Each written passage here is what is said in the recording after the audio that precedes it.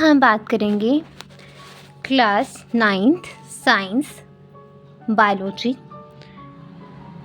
Chapter 2 cell the unit of life. इसके आगे total जो है 12 मेन टॉपिक्स हैं। हाँ जी, तो इस वीडियो में हम बात करेंगे हमारा टॉपिक 9।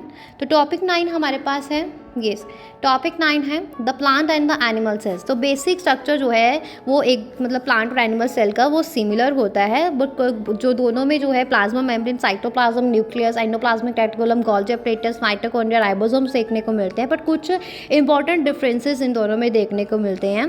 जैसे कि अगर सेल वॉल की बात करें तो प्लांट सेल में जो है एक डेफिनेट सेल वॉल होती है जो सेलुलोज से बनी होती है, बट एनिमल सेल में कोई भी सेल वॉल नहीं होती है। सेंट्रोसोम की अगर बात करें तो प्लांट सेल में सेंट्रोसोम एब्सेंट होते हैं, प्लांट सेल में सेंट्रोसोम एब्सेंट होते हैं, एनिमल सेल में सेंट्रोसोम प्रेजेंट होते हैं।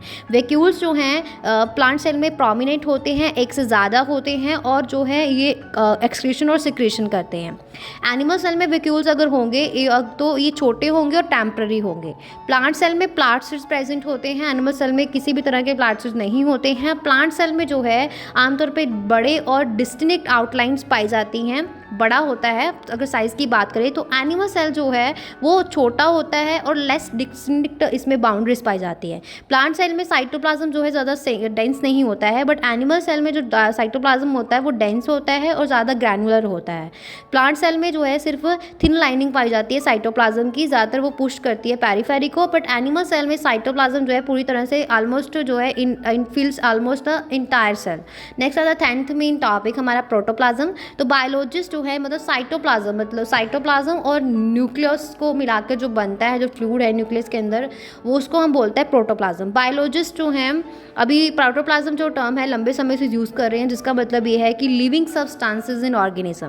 तो लिविंग सब्सटेंसेस या प्रोटोप्लाज्म जो है वो सेल्स में कंटेन होते हैं। प्रोटोप्लाज्म जो है वो described as a translucent fluid, somewhat colourless, greyish और ब्राउनिश। केमिकल कंपोजिशन जो है प्रोटोप्लाज्म की बहुत ज़्यादा कम्प्लेक्स है। ये जो है वेरी करती है little from one cell to another, और चाहे कुछ एलिमेंट जो हैं इसमें कंपोजिशन जो है प्रोटोप्लाज्म जैसे carbon, hydrogen, oxygen, nitrogen, sulphur, iron और फॉस्फोरस वो सभी सेल में सेम है।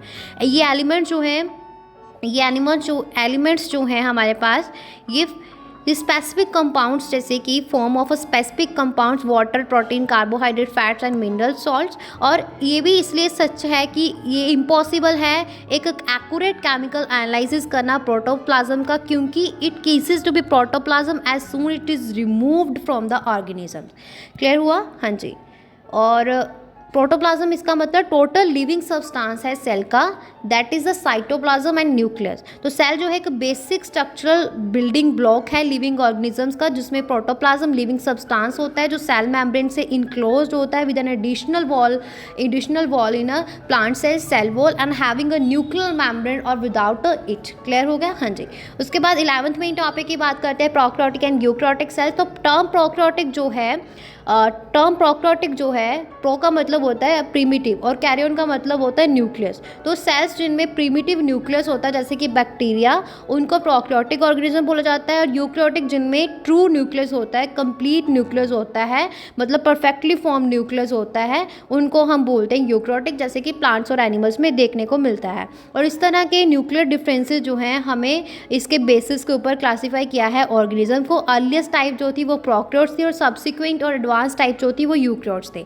तो प्रोकैरियोटिक सेल में जो है न्यूक्लियस जो है वो वेल डिफाइंड नहीं होता है, उनकी लेंथ जो है सिंगल लेंथ होती है, सिर्फ डीऑक्सीराइबोन्यूक्लिक एसिड की छोटे राइबोसोम्स पाए जाते हैं और कोई और सेल ऑर्गेनेलिस नहीं पाई जाती। Examples are bacteria, blue green algae, cyanobacteria.